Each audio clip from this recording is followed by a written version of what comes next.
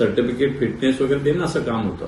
आणि या सगळ्या ह्याच्यामध्ये बऱ्याच वेळेस राजकीय लोक, पोलीस अधिकारी लोक पोस्टमॉर्टम रिपोर्टमध्ये काहीतरी बदल करावा, काहीतरी राजकीय हेतूनं, काहीतरी कोणाला तरी वाचवण्यासाठी किंवा कोणाला अडकवण्यासाठी अशा पद्धतीनं दबाव या वैद्यकीय अधिकाऱ्यावर आणत होते. वेगवेगळ्या फिटनेससाठी सुद्धा मग वेगवेगळ्या प्रकरणामध्ये सुद्धा पोलिसांनी दबाव आणल्याचं याच्यातून लक्षात येतं. या सगळ्या याच्यात जर बघितलं तर एक महिला भगिनी डॉक्टर, वैद्यकीय अधिकारी ही काही सहज आत्महत्या करेल अशातला भाग नाही. शिकलेली सवरलेली वैद्यकीय अधिकारी एक मजबूत मनाची तर निश्चित असते. आणि असं असताना या भगिनीनं अशा पद्धतीनं जीवन संपवणं, जी माहिती आम्ही घेतो की या ठिकाणी प्रचंड प्रमाणात राजकीय दबाव सातत्यानं सगळ्या अधिकाऱ्यावर आहे. इथे सत्ताधारी पक्षाचे काही लोक आहेत, माजी खासदार आहेत, आमदार आहेत, कोण सचिन कांबळे नावाचे आमदार आहेत, ही सगळी मंडळी. आणि सगळ्यात महत्वाचं एक अभिजित निंबाळकर नावाची व्यक्ती या ठिकाणी सगळ्या शासकीय कारभारामध्ये सातत्यानं हस्तक्षेप करत असते.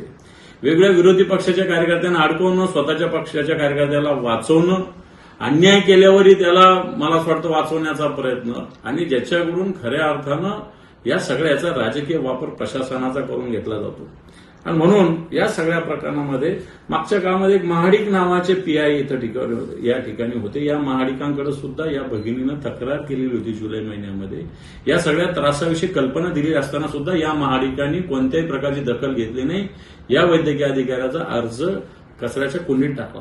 आणि म्हणून हे महाडिक आता माझ्या माहितीप्रमाणे डीवायएसपी झालेले, नंदुरबारला गेले, यांच्यावर सुद्धा कारवाई करा, यांना हातकड्या घातल्या पाहिजे अशा अधिकाऱ्यांना. सरकार भारतीय जनता पार्टीत असताना, गृहमंत्री देवेंद्रजी चालवत असताना अशा पद्धतीनं पोलीस दल अशा पद्धतीनं काम करत असेल आणि सत्ताधारी पक्षाचे लोक अशा पद्धतीनं, ही माहिती आहे की या ठिकाणी माजी खासदारांच्या पीएने सुद्धा या सगळ्याच्यामध्ये फोन केलेले आहे. आणि म्हणून हा जो जीव गेलेला आहे हा या व्यवस्थेने घेतलेला जीव आहे, प्रशासकीय व्यवस्थेने घेतलेला जीव आहे, पोलिसांनी घेतलेला जीव आहे, आणि सत्ताधारी पक्षाच्या बरबटलेल्या राजकारणी घेतलेला जीव आहे.